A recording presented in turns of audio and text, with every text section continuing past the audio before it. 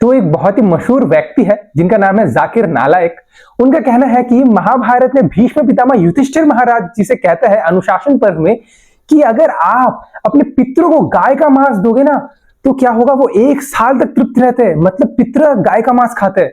क्या क्लेम किया उन्होंने, देखिए वो क्या बोलते हैं इस वीडियो में। महाभारत में अनुशासन पर्व में अध्याय नंबर 88 में युधिष्ठिर वो पूछता है भीष्म से कि हम यज्ञ में पूजा में क्या खाना दें ताकि हमारे परदादा खुश होंगे।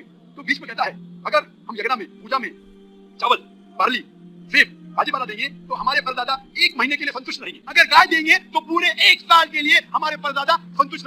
तो वाह, क्या बोला है कि 1 साल तक तृप्त रहेंगे अगर आप गाय का मांस दोगे अपने पितर को। वाह।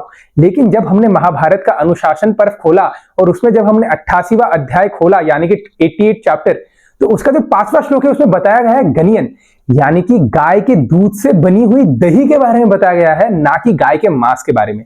और इसके आगे भी जो चैप्टर है वो है 114 यानी कि 114 जो चैप्टर है उसका चैप्टर का नाम ही है हिंसा और अनुशासन की ओर, हिंसा और मांस भक्षण की ओर।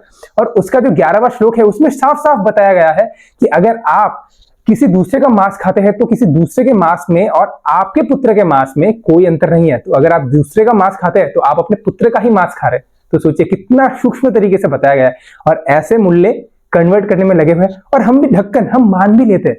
तो सनातनी जाग जाइए, अपने शास्त्र उठाइए और ऐसे लोगों को ऐसा जवाब दीजिए ताकि ये अपना मुंह ना दिखा पाए। हरे कृष्णा।